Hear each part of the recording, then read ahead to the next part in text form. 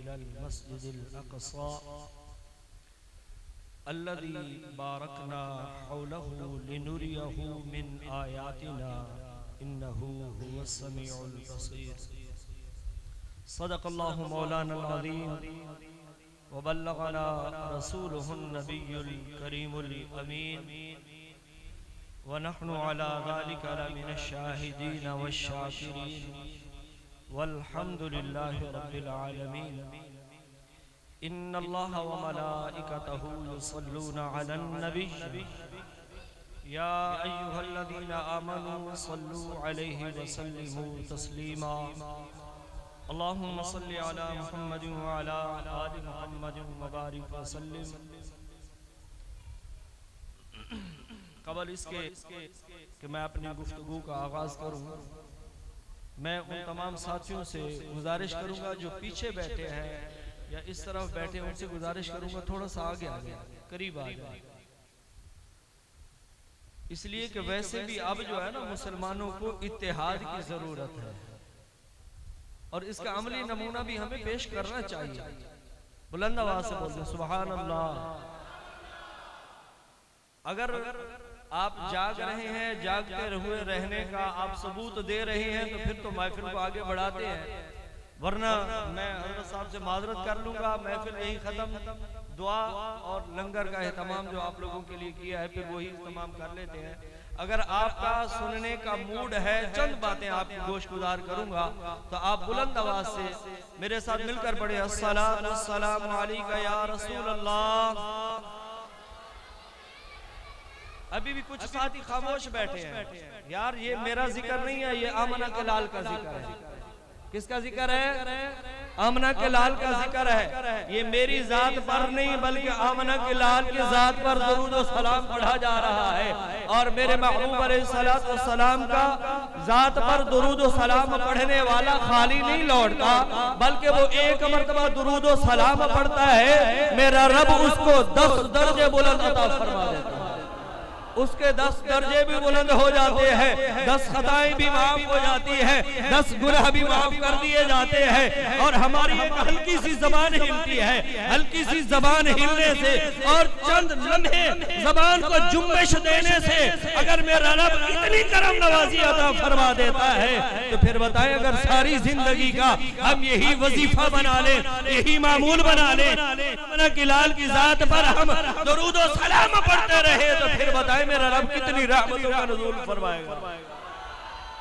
सहाबी मेरे महबूब की बारगाह में हाजिर होते हैं, अर्ज करते हैं या रसूलुल्लाह सल्लल्लाहु अलैहि वसल्लम, मैं अपने दिन का कुछ हिस्सा आपकी जात पर दुरूद और सलाम पढ़ता रहूंगा, बाकी अपने मामलात को देखूंगा। मेरे महबूब ने इरशाद फरमाया, ऐ मेरे गुलाम, अगर ये दुरूद पढ़ने वाला सिलसिला अगर इसको थोड़ा सा बढ़ा दो तो इसमें बड़े फायदा है तुम्हें। वो सहाबी अर्ज करते हैं या रसूलल्लाह सल्लल्लाहु अलैहि वसल्लम, अब मैं जो है पहले एक हिस्सा पढ़ता था ना, अब मैं अपने उस टाइम टेबल के 2 हिस्से कर लेता हूँ।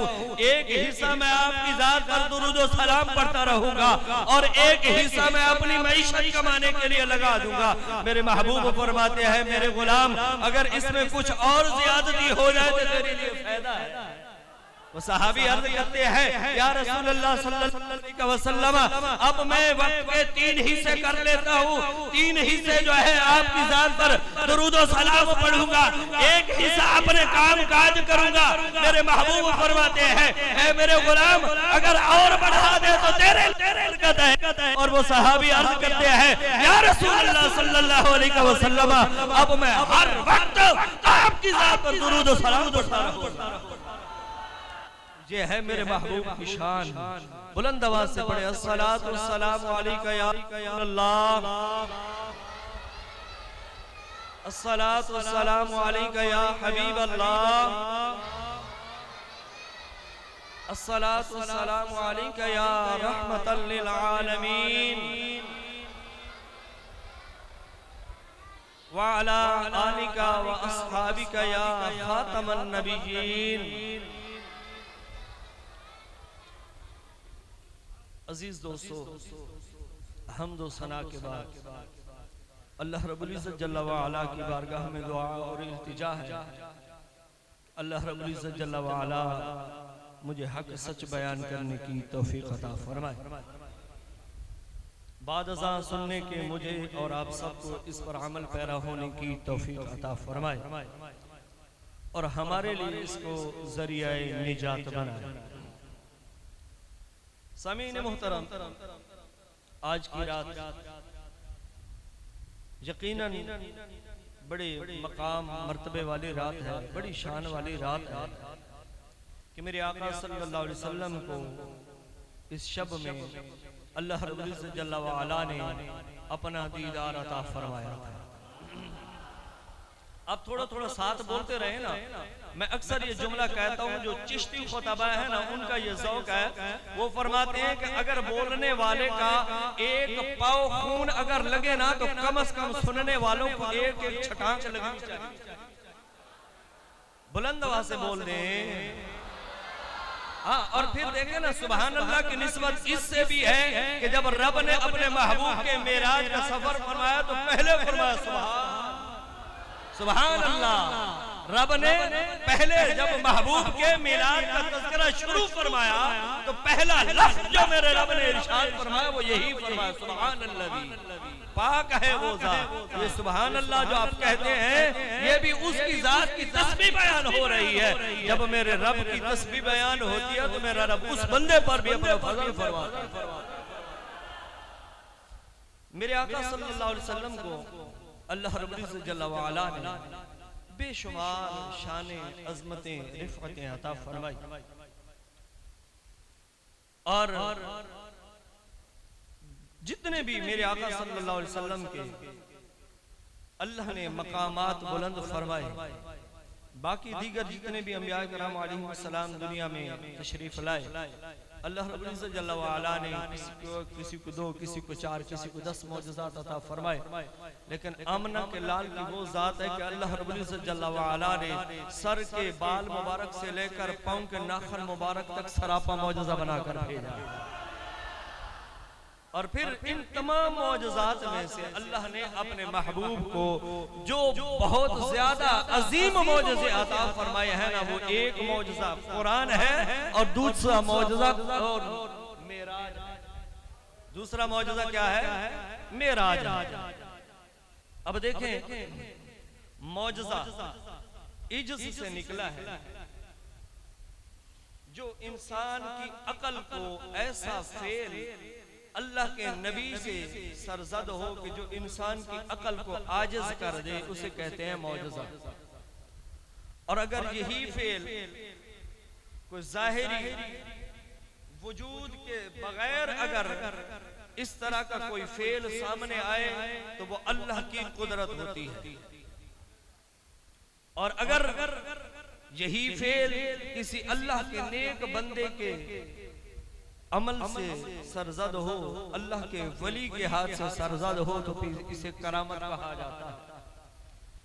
और अगर यही फेल किसी अल्लाह के नेक बंदे से हो तो करामत होती है। किसी फासिक व फाजिक के हाथ से अगर इस तरह का कोई फेल सरजद हो तो उसे इस्तिदराज कहा जाता है।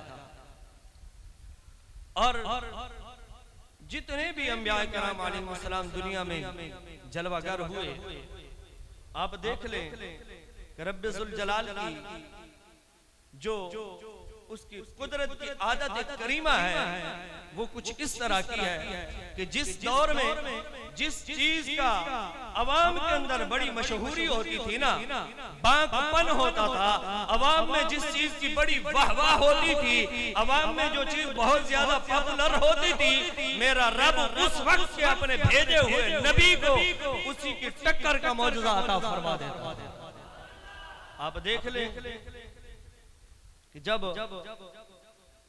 संग तराशी का दौर था, पत्थर तराशने का दौर था, उस वक्त अल्लाह रब्बुल इज्जत जल्ला व अला ने अपने नबी हजरत सालेह अलैहिस्सलाम को ये मौजज़ा अता फरमाया कि आपने पत्थर के ऊपर अपनी लाठी मारी, सोटा मारा, डंडा मारा, पत्थर फटा, उसमें से अल्लाह ने एक जिंदा ऊंट अता फरमा दिया।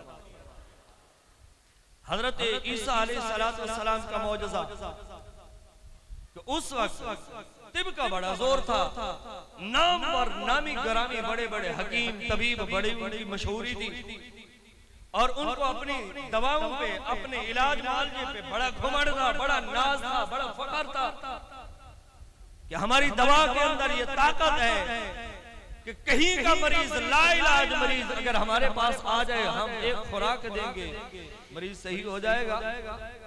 लेकिन यहाँ आके उनकी तिब भी रुक गई, उनकी हिकमत रुक गई कि मादरजात अंधा पैदाइशी तौर पर नाबीना जो है अंधा है उसको आंखें कैसे दी जाए।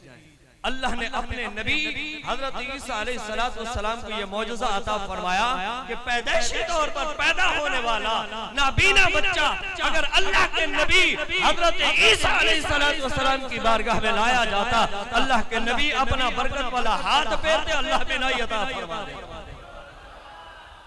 और फिर वो कहते जी बाकी सारी बीमारियों का हमारे पास इलाज है, ये जो कोहड़ का मर्ज है, बर्स की बीमारी है, इसका इलाज नहीं है। तो अल्लाह ने अपने नबी को यह मौजज़ा अता फरमाया कि बर्स के मरीज, कोहड़ के मरीज हजरत ईसा अलैहिस्सलाम की बारगाह में आते, अल्लाह का नबी अपना हाथ फेरता, अल्लाह शिफा अता फरमा देता। और फिर जब तक इंसान जिंदा रहे उस वक्त तक उनकी दवाएं जो है वो काम करती थी कि जब बंदे की रूह कब्ज़ से उनसरी से निकल जाए फिर दवा इलाज रुक जाता है। लेकिन अल्लाह के नबी ने उनको ये दिखा दिया, आप मुर्दों के पांव की जानिब जान के पांव से ठोकर मारते और फरमाते कुम बिइज़्निल्लाह। जब आप ये हुक्म इरशाद फरमाते कि उठ, अल्लाह के हुक्म से मुर्दा खड़ा हो जाता। वो बड़े हैरान, बड़े परेशान। अब देखे जब तिब का दौर था तो अल्लाह ने अपने नबी को मौजज़ात भी वैसे अता फरमाया। हजरत मूसा अलैहिस्सलाम का दौर जादूगरी का दौर था, बड़े बड़े नामी गरामी जादूगर, बड़ा उनको घमंड था, बड़ा नाज था, बड़ा फख्र था अपनी जादूगरी पर। हजरत मूसा अलैहिस्सलाम के मुकाबले में आए, उन्होंने रस्सियां फेंकी, मैदान में सांप बन गई, मैदान में घूमने लगी। अल्लाह के नबी ने जो अपने हाथ में आसा लिया हुआ था, लाठी ली हुई थी, उसको छोड़ दिया, बहुत बड़ा अज़दहा बन गया। और जितने भी उन जादूगरों ने रस्सियां फेंकी थी ना, वो सब की सब को निगल गया। और ना उसका वजन बढ़ा, ना कद बढ़ा, ना हुजम बढ़ा, वैसा का वैसा उठाया तो डंडा वैसा का वैसा। वो जादूगर बड़े हैरान। अब आइए जरा, अल्लाह ने अपने महबूब को जो शान अता फरमाई है, मेराज का मौजज़ा, कुरान का मौजज़ा, तो कुरान का ऐसा मौजज़ा अल्लाह ने अता फरमाया कि जब मेरे आका सल्लल्लाहु अलैहि वसल्लम जलवागर हुए, उस वक्त अरब के अंदर बड़े बड़े फसीह और बलीग ज़बान इस्तेमाल करने वाले शुआरा मौजूद थे, फसीह और बलीग ज़बान इस्तेमाल करने वाले लोग मौजूद थे। उनको अपनी इस ज़बान पर, अपनी शायरी पर बड़ा नाज़ था, बड़ा फख्र था, बड़ा घमंड था। तो अल्लाह रब्बुल इज़्ज़त जल्ल व अला ने अपने महबूब को मौजज़ा जो अता फरमाया, उनके इस जो है जो फख्र था उनका सर कुचलने के लिए अपने महबूब को कुरान का मौजज़ा अता फरमाया। और फिर उनको चैलेंज किया रब्बे ज़ुल जलाल ने कि अगर तुम्हारे अंदर इतनी पावर है, इतनी ताकत है, आओ मैदान में आ जाओ और तुम सारे मिलकर इकट्ठे होकर अगर जोर लगा लो, एक सूरत बना के दिखा दो। फ़अतू बिसूरतिम मिन मिस्लिही वदऊ शुहदाकुम इनको मिन दूनिल्लाहि इन कुंतुम सादिक़ीन। अगर तुम सच्चे हो, अल्लाह के अलावा सब हिमायतियों को बुला लो, एक सूरत बना के दिखा दो। आजिज़ आ गए, सर पकड़ के बैठ गए, बड़े बड़े फसाहत नाज करने वाले खाक में मिल गई है उनका गुरूर तकब्बुर। अल्लाह ने अपने महबूब को यह मौजज़ा अता फरमाया। और फिर अल्लाह रब्बुल इज़्ज़त ने उसके इल्म में था कि इस कायनात के अंदर लोग आएंगे और मेरे महबूब के, चूंकि ज़माना तो मुख्तसर नहीं था कि अब नबूवत का दरवाजा हो गया बंद, ला नबी बादी, सरकार ने फरमाया मेरे बाद कोई नबी नहीं आएगा, अब कयामत तक जो दौर आने वाला है वो सारे का सारा दौर मेरे महबूब का दौर है। तो अल्लाह रब्बुल इज़्ज़त जल्ल व अला ने उसके इल्म में था कि लोग आके फिर हुज्जतें कायम करेंगे, दलीलें देंगे कि जब जी हम मरीख पे पहुंच गए, हमने चांद की सैर की है, हमने सूरज की सैर की है, हमने फलां जगह की सैर की है, तो अल्लाह ने अपने महबूब को वो मकाम अता फरमा दिया कि जहां साइंसदानों की सोच नहीं पहुंच सकती, जहां तक उनका तसव्वुर नहीं पहुंच सकता, अल्लाह ने अपने महबूब के कदम वहां पहुंचा दिए। एक बुजुर्ग है हजरत अबुल हसन रिफाई रहमतुल्लाह ताला अलैह, अब फरमाते हैं कि मैंने रूहानियत की दुनिया में आकर रूहानी तौर पर मैंने परवाज किया, बहुत ऊंचा चला गया। हाथ पे गैब से आवाज आई, अबुल हसन कहां जाने का इरादा रखते हो? तो फरमाते हैं मैंने कहा कि मैं इस गर्ज से निकला हूं कि शबे मेराज मेरे आका सल्लल्लाहु अलैहि वसल्लम के जिस अर्श पर कदम लगे थे उसकी जियारत करने के लिए निकला हूं।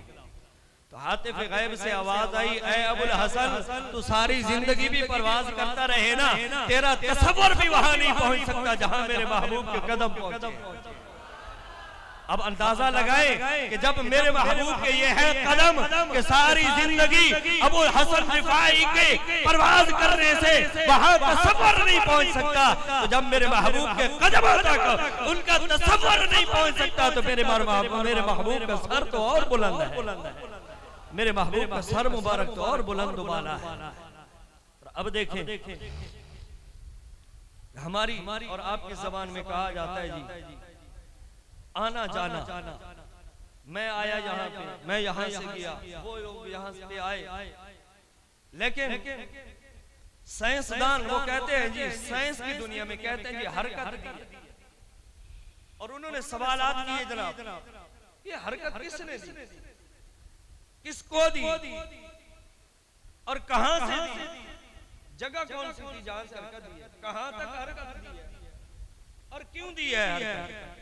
तो अल्लाह रब्बुल इज्जत जल्ला व अला ने साइंसदान अब सवाल कर रहे हैं, मेरे रब ने अपने महबूब के क़ल्ब अतहर पर नाजिल होने वाली किताब में आज से 1450 साल पहले इसका जवाब अता फरमा दिया।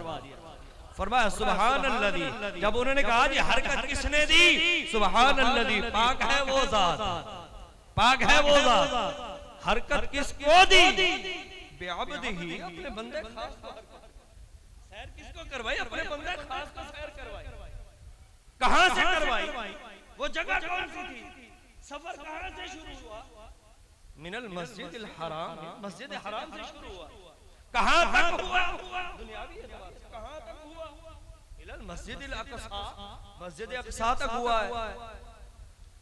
क्यों हुआ, लिनुरियहु मिन आयातिना, इसलिए कि अपने बंदे खास को हम अपनी कुदरत की खास निशानियां दिखाएं। अब आए जरा इस तरफ,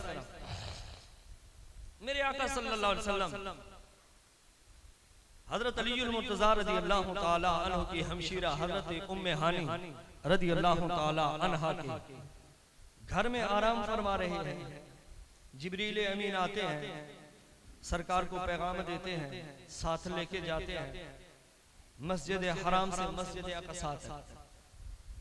यही है ना, बुलंद आवाज से बोलो सुभान अल्लाह, ताकि मुझे पता तो चले ना कि आप जाग कर सुन रहे हैं, मेरी गुफ्तगू की समझ भी आ रही है, मैं फजूल तो नहीं बोल रहा, जाग रहे हैं ना माशाअल्लाह।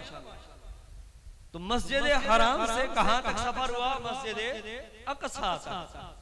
अब वहां मस्जिद अक़सा में जब मेरे आका सल्लल्लाहु अलैहि वसल्लम पहुंचे तो वहां पर अंबियाए कराम अलैहिमुस्सलाम की जमात पहले से मौजूद थी, अंबिया की जमात पहले से मौजूद थी। हजरत आदम अलैहिस्सलाम से लेकर हजरत ईसा अला नबीना अलैहिस्सलाम तक जितने भी उलुल आज़म पैगंबर आए, नबी रसूल आए, वो सारे के सारे मस्जिद अक़सा में जलवागर हैं। और इंतजार किसका हो रहा है, इमाम का इंतजार हो रहा है। अब मेरे नुक्ते को जरा समझिएगा, इंतजार किसका हो रहा है, इमाम का इंतजार हो रहा है। और अब जरा आए अपने इस पुरफितन दौर के हमारे मुआशरे के अंदर कि अल्लाह ने इमाम को ये शान अता फरमाई है, लेकिन हमारे यहाँ हमारे खुसूसन बुजुर्ग नमाजी हजरात, अगर इमाम साहब 1 मिनट या चंद सेकंड भी अगर नमाज से लेट हो जाए ना, वो भी इंसान है, हम भी इंसान हैं। किसी वजह से, किसी मजबूरी के तहत इंसान लेट हो जाता है। लेट हो जाए, घड़ी को बार बार देखेंगे, को देखेंगे, कभी उधर देखेंगे, कभी बार बार इमाम साहब आ रहे हैं या नहीं आ रहे हैं। ऐसा ना हो कि नमाज निकल जाए। अरे अल्लाह के बंदे, वो भी इंसान है, लेट हो सकता है, देर सवेर हो जाती है। और ये देख लें कि आप इंतजार में बैठे हैं तो किसकी सुन्नत पे अमल हो रहा है? नबियों की सुन्नत पे अमल हो रहा है। अब खाली हाथ नहीं जा रहे, आप मस्जिद में बैठे हैं नमाज के इंतजार में, और इस इंतजार में भी आपका रब आपको ये शान अता फरमा रहा है। आप खाली झोली नहीं जाएंगे, नबियों की सुन्नत पे अमल करने का सवाब झोली में लेके जाएंगे। अब बताएं यार, लेकिन हमारे बुजुर्ग हजरात, नमाजी हजरात, पता नहीं अक्सर इमाम साहब लेट हो जाते हैं यार, हमारी नमाज लेट हो जाती है, हमें 100 काम और भी होते हैं और भी जाना होता है। अरे अल्लाह के बंदो, अगर आप मस्जिद में बैठे हो तो नबियों की सुन्नत पे अमल हो रहा है, सवाब मिल रहा है। आगे ये है मेरे महबूब की शान, वरा और वरा शान। और फिर बाकी मेराज के तस्करे आप सुनते रहते हैं, मैं उसमें से चंद बातें आपकी गोश गुजार करूंगा। मेरे आका सल्लल्लाहु अलैहि वसल्लम का गुजर हुआ जब एक जगह पर, तो वहां पर मेरे आका सल्लल्लाहु अलैहि वसल्लम ने देखा कि वहां पर कुछ लोग हैं जिनकी ज़बानें बार बार काटी जा रही हैं और फिर बार बार उनकी ज़बानें बढ़ जाती हैं। मेरे आका सल्लल्लाहु अलैहि वसल्लम ने इरशाद फरमाया, जिब्रील अमीन ये कौन है? जिब्रील अमीन अर्ज़ करते हैं, या रसूलल्लाह सल्लल्लाहु अलैहि वसल्लम, ये आपकी उम्मत के बेअमल खतीब हैं। कौन है? बेअमल मौलवी जिसे कहा जाता है, बेअमल खतीब, कि बोले कुछ करतूत कुछ हो, जबान से कुछ कहते फिरे, अमल कुछ और हो, दिखाएं कुछ और अमल कुछ और करें। अल्लाह ताला हम सबको हिदायत अता फरमाए और मेरे महबूब अलैहिस्सलातु वस्सलाम की सच्ची गुलामी अता फरमाए और सुन्नत मुस्तफा के मुताबिक जिंदगियां गुजारने की हम सबको तौफीक अता फरमाए। तो ये कौन है? बेअमल खतीब है। अब मुझे बताएं यार कि इमाम कौन होता है? लीडर होता है, रहनुमा होता है, रहबर होता है। अगर वो लोगों के सामने कुछ और अफआल किरदार अपनाता है, अकेले में उसको कोई और तरीका कार होता है, तरीका वारदात उसका कुछ और होता है। मुझे बताएं, लोगों को तो वो चुकमा दे ही रहा है, धोखा दे ही रहा है, साथ साथ अपने आप को भी धोखा दे रहा है। अपने अमल में भी वो नेकियां इकट्ठी नहीं कर रहा, बल्कि अपने नामा अमल को भी स्याह कर रहा। और फिर आगे चले, मेरे आका सल्लल्लाहु अलैहि वसल्लम ने इरशाद फरमाया कि मेरा गुजर हुआ तो मैंने जाके देखा, जन्नत के अंदर जाकर देखा ना मैंने, तो अक्सर मैंने वहां पे जन्नत में गुरबा देखे, जन्नत में गरीब लोग देखे हैं। जन्नत में क्या देखे हैं? गरीब लोग देखे हैं मैंने। अब गरीब को नाज करना चाहिए, फख्र करना चाहिए, नाशुक्री के जुमले अपनी जबान पे नहीं लाने चाहिए, बल्कि उसकी गुर्बत रब की बारगाह में इतनी मकबूल है कि रब ने जो रिज़्क उसका लिखा था वही अता फरमाएगा। वो एड़ी चोटी का जोर लगाता फिरे, बल्कि रब ने जो उसके हिस्से का रिज़्क लिखा है वो उसे अता फरमाएगा। लेकिन मेरे महबूब फरमाते हैं कि मैंने जन्नत में अक्सर गरीबों को देखा और जहन्नुम में मैंने झांक कर देखा तो वहां अक्सर मैंने कसरत से औरतें देखी, औरतें देखी। और मेरे आका सल्लल्लाहु अलैहि वसल्लम इरशाद फरमाते हैं, एक जगह से मेरा गुजर हुआ तो मैंने देखा कि लोगों के जो है नाखून तांबे के हैं, पीतल के हैं, वो अपने मुंह को, चेहरे को नोचते हैं, अपने सीने को, पेट को, अपने जिस्म को नोच रहे हैं। पूछा जिब्रील अमीन से, है जिब्रील ये कौन है? तो जिब्रील अमीन अर्ज़ करते हैं, या रसूलल्लाह सल्लल्लाहु अलैहि वसल्लम, ये आपकी उम्मत के गीबत करने वाले लोग हैं। कौन है? गीबत करने वाले लोग हैं आपकी उम्मत के। अब मुझे बताएं यार, ये बीमारी अक्सर खवातीन में पाई जाती है, गीबत की बीमारी अक्सर खवातीन में पाई जाती है। और आज के इस पुरफितन दौर में अक्सर इस रूप में हमने कई मर्दों को भी देखा। अब रूप तो औरतों वाला ही सही ना, औरतों वाला ही रूप कहेंगे ना। जब औरतों वाले अमल करेगा तो फिर औरतों वाला रूप ही कहेंगे कि जहां बैठे कभी उसकी टांगे खींची, कभी उसकी टांगे खींची, कभी उसके बारे में बात की, कभी उसके बारे में बात की भाई, और इधर उधर की बातें करते रहे। समझ में आती है बात, ठीक है जी, आपकी उससे बुग़्ज़ होगा, पुराना वैर होगा, दुश्मनी होगी, कोई बात होगी, नाचाकी होगी, झगड़ा फसाद हुआ होगा आपका, लेकिन आज तो अल्लाह माफ फरमाए हम अपने इमाम को नहीं छोड़ते। बात इधर उधर की घुमा घुमा के इमाम की टांगे खींचना शुरू कर दे। उस इमाम के पीछे आगे, पीछे इस इमाम के अल्लाह होकर हाजी साहब नमाज पढ़ के गए, नमाज पढ़ के बाहर निकले जी, हमारे इमाम के अंदर ये बुराई है, हमारे इमाम के अंदर ये आदत है, ये बुरी आदत है, ये हमारे इमाम का मरा। खुदा के बंदो, इमाम को अल्लाह ने मकाम अता फरमाया है, मनसब अता फरमाया है, ये उस मनसब का तकाजा नहीं है जो आप कर रहे हैं कि जहां अल्लाह ने देखे इमाम को क्या रुतबा अता फरमाया है, जहां इमाम के कदम है, वक्त का वजीर आज़म ही झुक के इमाम के कदमों में अपना सर रखेगा। लेकिन फिर उस इमाम के पीछे नमाज पढ़ने के बाद जब बाहर जाते हैं गीबत शुरू, हमारा इमाम ऐसा, हमारे इमाम ऐसा। अरे अल्लाह के बंदो, गीबत उसे कहा जाता है कि किसी बंदे की कोई ऐसी बात लोगों में जाके बयान करना कि जो उस बंदे के सामने अगर बयान की जाए तो वो बंदा इसको पसंद ना करे, ना पसंद करे, उसे कहा जाता है गीबत। अब ये हमारे मुआशरे के अंदर जहाँ औरतों में ये बीमारी पाई जाती है, वहाँ हमारे मर्दों में भी पाई जाती है। अक्सर हमने देखा खुद अपनी आंखों से, कभी इसके पैर खींचे, कभी उसके पैर खींचे, कभी उधर की, कभी उधर की, दो भाइयों में लड़ाई करवा दी, दो जनाब रिश्तेदारों को आपस में लड़ा दिया, दोस्तों को आपस में लड़ा दिया, और मोहल्ले वालों को आपस में लड़ा दिया। अरे अल्लाह के बंदो, कौन सी दुनिया में जी रहे हैं, कहां जिंदगी गुजार रहे हैं? आपको अल्लाह ने वो मकाम अता फरमाया, कुंतुम खैरा उम्मतिन उखरिजत लिन्नास तअमुरुना बिल मारूफ व तनहौना अनिल मुनकर। अल्लाह ने आपको ये मकाम अता फरमाया है, आप बेहतरीन उम्मत हैं, और फिर उम्मती होने के नाते आपका जो एजाज था, आप उस एजाज को कहां डाल रहे हैं? अपने उस मनसब, अपने मकाम को समझे कि अल्लाह ने क्या मकाम अता फरमाया, क्या शान अता फरमाई अल्लाह ने आपको।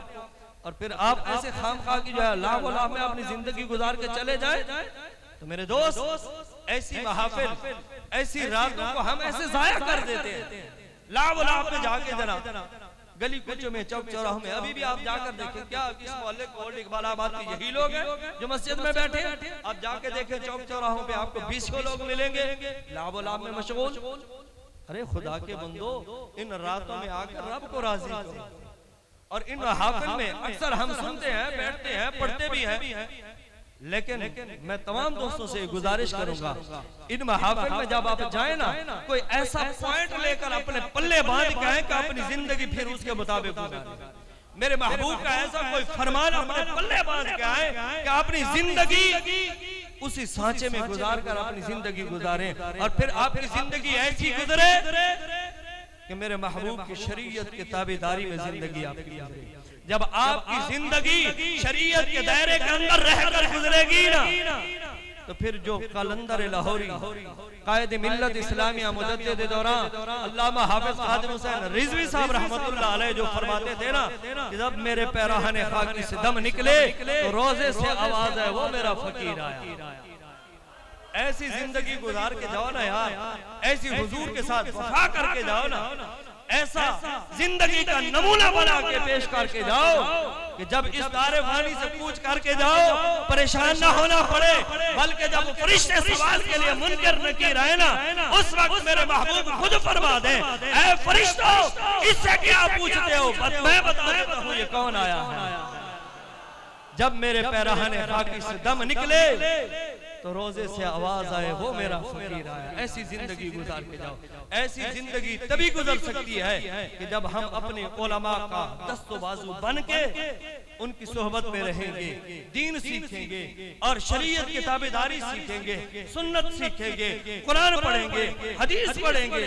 लेकिन माजरत के साथ आज हम टाइम नहीं देते।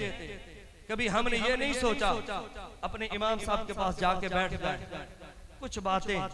आज हमें कहा जाता है जी, अगर मैं इस तरह के मौलाना साहब अगर बात करूं तो मुझे शर्म आती है। अल्लाह के बंदे, शर्म में मारा जा रहा है और शरीयत की नाफरमानी कर रहा है, शरीयत से उतरा हुआ है और फिर जहन्नम में जाने का अमल कर रहा है। बेहतर है ना शर्म को पसे पुष्ट डाल और आके बैठ किसी आलिम दीन की सोबत में, कुछ सीख, कुछ पल्ले बांध, ताकि तुझे इंसानों वाली जिंदगी गुजारने का सलीका है। लेकिन आज हम हैं, गीबत कर लेंगे अपने इमाम साहब की, चुगली कर लेंगे, हसद भी कर लेंगे, और जनाब कभी ये जहमत गवारा नहीं करेंगे, कभी आके पूछा इमाम साहब आपकी जिंदगी कैसी बसर हो रही है, इमाम साहब आपके खाना बच्चे खा चुके हैं या अभी खाने का कोई एहतमाम हुआ भी है या नहीं हुआ। माजरत के साथ ये मेरा मौजू नहीं है, लेकिन इससे रिलेटेड बातें थी, मैं इसलिए ये कर रहा हूँ आपकी खिदमत में। और ये हकीकत है, किसी से ढकी छुपी बात नहीं है, हर जगह यही हो रहा है। और आप आज देख लेना इस दौर के अंदर, इस पुरफितन दौर के अंदर, हमारे मुआशरे के अंदर जितना जुल्म और सितम आज उलमा के साथ हो रहा है, शायद किसी और फर्द के साथ मुआशरे में नहीं हो रहा। जितना भी जुल्म और सितम होता है मुआशरे में उलमा पर हो रहा है। अब देख ले, आइम्मा मसाजिद को देख ले, कमेटी वालों की कोशिश होती है जनाब से कम तनख्वाह पे इमाम को रखा जाए, मुअज्जिन को रखा जाए। अब मुझे बताएं यार कि मस्जिद का जो फंड आता है क्या कमेटी वाले अपनी जेब से देते हैं? अहले मोहल्ला देते हैं। तो फिर अहले मोहल्ला जब दे रहे हैं, आपको किसी चीज का अमानतदार बनाया है, तो फिर सही मानों में उसकी अमीन बनकर उसकी अमानतदारी का ख्याल किया जाए और उसका पास रखा जाए। आप अपनी जेब से तो नहीं दे रहे, जब दे रहे हैं अहले मोहल्ला तो फिर उसके मुताबिक आपको इंसाफ का पहलू जो है और इंसाफ का दामन भी आपने हाथ में थाम कर रखना चाहिए। आप मुझे बताएं, आप जितने भी ओवरऑल देख, अब शायद यहाँ का मुझे नहीं मालूम कि इमाम साहब को क्या वजीफा मिल रहा है, अक्सर ओवरऑल बात कर रहा हूँ। 15,000, 16,000, 18,000, 20,000 ये हमारे हैं आइम्मा मसाजिद की तनख्वाह। अब मुझे बताएं यार, आपका कोई फर्द घर का फैमिली का मेंबर या आप खुद हो, आप किसी ऑफिस में जॉब करें, नौकरी करें, क्या आप अपने घर का 15,000 से घर का गुजारा चला सकते हैं? नहीं हो सकता ना गुजारा। तो फिर आइम्मा मसाजिद का गला क्यों घूटा जाता है इस बात पे आके? जी इमाम साहब को अल्लाह और दे देता है, अल्लाह ने और दिया है, और वो आपके तवस्सुल से जो मिलना है, फिर आप अमीन है ना, तो आप खयानत न करें। जो आप अमीन बन के आए हैं, फिर अमानत का पास रखें। लेकिन आज हमारे यहाँ बस वाह वाह की जाती है जनाब, महफिल पे लंगर पे जनाब पैसे लुटाए जाते हैं जनाब, और मस्जिद की ज़ेब ज़ीनत के ऊपर जो है हजारों करोड़ों लाखों रुपए खर्च किए जाते हैं। भाई जिस बंदे की वजह से आपकी मस्जिद में रौनक लगी है, उस मस्जिद के इमाम का भी तो ख्याल रखा जाए, उस मुअज्जिन का और खादिम का भी तो ख्याल रखा जाए। लेकिन हम आज ये बातें सुनना गवारा नहीं करते, सोचते नहीं है। अरे अल्लाह के बंदो, मर के जाना कब्र में है। और आज दुख होता है इस बात पे, बड़ी बड़ी महफिल लगा के जनाब सजा के रोडों को ब्लॉक करके महफिल सजाई जाती है, बड़े बड़े जनाब नोटखोर बुलाए जाते हैं, बड़े बड़े नोटखोर बुलवा के जनाब उनको लिफाफे दिए जाते हैं 20-20, 30-30 हजार, 40,000 रुपए के, और वो आते हैं। अब मुझे ईमानदारी से बताएं, आपके घर में कोई फौत की हो जाए जिसको आपने 40,000 रुपए का लिफाफा दिया था, कभी उसने कॉल करके आपके पूछा कि आपका अब्बा मर गया? मुझे बताओ, कभी पूछा उसने आके आपसे? या जिस रात खान को आपने 10,000 रुपए 1 घंटे के, आधे घंटे का लिफाफा आपने 10,000 रुपए का दिया है, अब मुझे बताएं कभी उसने कॉल करके आपको ये पूछा है कि मैंने सुना है कि आपके घर में कोई सदमा हुआ है, मुझे तकलीफ पहुंची है तो मैंने आपको कॉल किया? नहीं। जो बंदा आपके हर दुख सुख में शरीक हो रहा है, 10,000 15,000 दे रहे हैं, ये वैल्यू रखी है आपने आइम्मा मसाजिद की, अपने वक्त के इमाम की। अब ये देख ले कि इमाम का रुतबा अल्लाह ने बड़ा बुलंद वाला रखा है, और अल्लाह की बरकतें भी बड़ी होती है। अल्लाह की जो है वो शान है उसकी कि वो अपने इन नेक बंदों को अपने गैब के खजानों से अता भी फरमा दे। कई ऐसे अल्लाह के नेक बंदे होते हैं जो आके चुपके से खिदमत करके चले जाते हैं। लेकिन ओवरऑल हमें सोचना चाहिए कि हम इमाम की खिदमत करें, और इमाम का रुतबा अल्लाह ने बड़ा बुलंद वाला रखा है। और फिर हमारी भी जिम्मेदारी है, आपकी भी जिम्मेदारी है। जैसे हम घर के एक फैमिली के मेंबर हैं, इसी तरह अगर कमेटी के मेंबर हैं, किसी मस्जिद की, किसी जो है यूनियन की कमेटी के मेंबर है, तो फिर आपकी जो जिम्मेदारी लगाई गई है, फिर आपको उस जिम्मेदारी का पास रखना होगा, आपको उसका ख्याल करना होगा। उसके मुताबिक आपको जो है जो रूल्स आप खुद बनाए, फिर उनका गला अपने हाथ से न घूटे, बल्कि उन रूल्स को अगर आप खुद फॉलो करेंगे तो आने वाले लोग भी आपके नक्शे कदम पर चलेंगे और आपके रूल्स को अपनाते हुए आपका नाम भी क़यामत तक चलता रहेगा, आपका काम भी क़यामत तक चलता रहेगा, और फिर दुआएं भी मिलती रहेंगी आपको।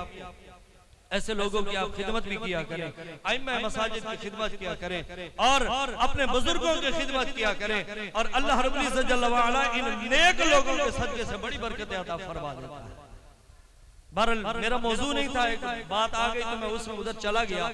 जो मैं अर्ज कर रहा था, ये गीबत जहां से हमारी बात चली थी कि गीबत करने वाले लोग, मेरे आका सल्लल्लाहु अलैहि वसल्लम इरशाद फरमाते हैं कि मैंने उनको देखा कि वो अपने जो है जिस्म से, उनके नाखून वो तांबे के हैं, पीतल के हैं, और वो अपने जिस्म को नोच रहे हैं। तो मेरे दोस्त, इस गीबतकारी से अपने आप को महफूज रखें, अपने घर वालों को महफूज रखें, अपने बच्चों को महफूज रखें इस बुरे अमल से, ताकि ऐसा ना हो दुनिया में हम प्यार दे के जाएं, बाकी सारी चीजें दे के जाएं, नबी की सुन्नत ना दे के जाएं, नबी की शरीयत अपने बच्चों को ना दे के जाएं, तो फिर मुझे बताया हमने क्या दिया अपनी औलाद? हमने अंग्रेज की तालीम दी। फिर आज हम बड़े फख्र से कहते हैं जी मेरा बेटा इंजीनियर है, मेरा बेटा डॉक्टर है, मेरा बेटा वकील है, जज है। लेकिन आज माजरत के साथ हम ये कोशिश नहीं करते कि अपने बेटे को हाफिज कुरान, हम कोशिश नहीं करते कि अपने बेटे को हाफिज कुरान आलिम दीन बना दें। अब मुझे बताया ना आपका, आज हमने जो दीन के साथ जो सलूक रखा हुआ वो ये सोतेली माँ वाला सलूक रखा हुआ है। जो बेटा सेहतमंद था, ठीक ठाक था, बिल्कुल चुस्त चालाक था, उसको अंग्रेज के हवाले कर दिया, डॉक्टर बना दिया, इंजीनियर बना दिया, वकील बना दिया, इसलिए कि वहां पैसा बहुत ज्यादा है। लेकिन जो बच्चा नाबीना था या अल्लाह माफ फरमाए जी फालिज का अटैक हुआ, जिस्म को कोई हिस्सा मफलूज हो गया, उठा के मस्जिद में बैठा दिया, मौलवी साहब मेरे बेटे को हाफिज बनाना है जी, मेरी बड़ी ख्वाहिश है जी, मेरी बड़ी ख्वाहिश है, दिली ख्वाहिश है मेरा बेटा ये हाफिज बन जाए। अरे अल्लाह के बंदे, अगर दिली ख्वाहिश है उस डॉक्टर को इधर ले आता ना, उस वकील को इधर ले आता, उस इंजीनियर को इधर ले आता, बैठाता, आलिम दीन बनाता, हाफिज कुरान बनाता। अब मुझे बताया जरा, वही जिस पे आपने करोड़ों रुपए लगा के उसको डिग्रियां दी, बाप मर गया, माँ मर गई, अब मुझे बताएं, अब जब जनाजे की बात आती है तो उस डॉक्टर, इंजीनियर, वकील को जनाजे की दुआएं नहीं आती, जनाजा नहीं आता पढ़ना।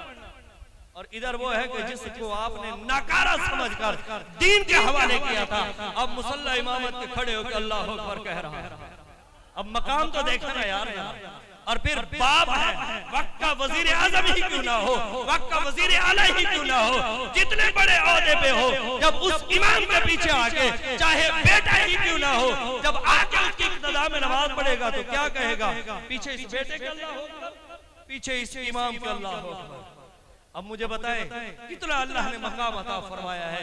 दीन को समझे कि आज इस दौर में भी अंग्रेज आपके सेहतमंदों को ले रहा है, और जिसको आप नाकारा समझ के दीन के हवाले करते हैं ना, फिर उसको दीन जो है ना इतनी शान, अज़मत और बुलंदी अता फरमा देता है कि जो आपके सोच और ख़ुमान में भी नहीं आती। अल्लाह रब्बुल इज़्ज़त जल्ल व अला हम सबको शरीयत मुतहरा का पाबंद बनाए। जो बातें मैंने की हैं, अगर किसी को बुरी लगी हो, दिल आज़ारी हुई हो, तो मैं माज़रत ख़्वाह हूँ। और इस्लाहन ये मैंने बातें की, अर्ज की है। अल्लाह रब्बुल इज़्ज़त जल्ल व अला हम सबको शरीयत मुतहरा का पाबंद बनाए, हुज़ूर अलैहिस्सलातु वस्सलाम की सच्ची मोहब्बत अता फरमाए, सच्ची अकीदत और सच्चा इश्क अता फरमाए, आपकी सच्ची गुलामी अता फरमाए, आपकी नामूस की पहरेदारी और चौकीदारी करने की तौफीक अता फरमाए, ताकि कल जब इस दुनिया से हम कूच करके जाए तो हमें परेशानी ना हो। आमना के लाल खुद इंतजार फरमा के, खुद एहतमाम फरमा के फरमा दे कि मेरा गुलाम आ गया है, और जिसने सारी जिंदगी मेरे तरीके सलीके के मुताबिक जिंदगी गुजारी है, मेरी सुन्नत के मुताबिक जिंदगी गुजारी है, सारी जिंदगी लब्बैक की सदाएं बुलंद करता रहा, या रसूल अल्लाह की सदाएं बुलंद करता रहा। अब वो आ गया है, और इसको फिर देखे ना कब्र में सवाल होता है जी मन रब्बुका मा दीनुका मा कुन्ता तक़ूलु फी हक़्क़ि हाज़ा रजुल। और ये सवाल अगर दुनियावी एतबार से अगर किसी पर्चे के हो ना और वो पर्चा पहले आउट हो जाए तो बोर्ड वाले उस पर्चे को कैंसिल कर देते हैं। लेकिन कुर्बान जाए अमना के लाल की जात पर कि आपने जो सवाल उधर होने हैं उनके जवाब पहले अता फरमा दिया, पहले अता फरमा दिया। अब मेरी और आपकी ये जिम्मेदारी है कि जब उस पर्चे के सवालों के जवाबों का पता चल गया है तो फिर तैयारी करनी होगी कि रब को भी माने, रब की बारगाह में सर्व सुजूद होकर उसकी बारगाह में तौबा भी करे, अपनी खताओं की तौबा करे, माफी मांगे, ऐसी रातों को गनीमत जाने, रब को राजी करे, उसके महबूब की जो है शरीयत की ताबेदारी करे और महबूब के साथ ऐसी वफा करके जाए कि जब इस दारे फानी से कूच करके जाए वही कलंदर लाहौरी और मुजद्दिद दौरा वाला जुमला कि जब मेरे पैराहने खाकी से दम निकले तो रोजे से आवाज है वो मेरा फकीर आए, वमा अलैना इल्लल बलाग।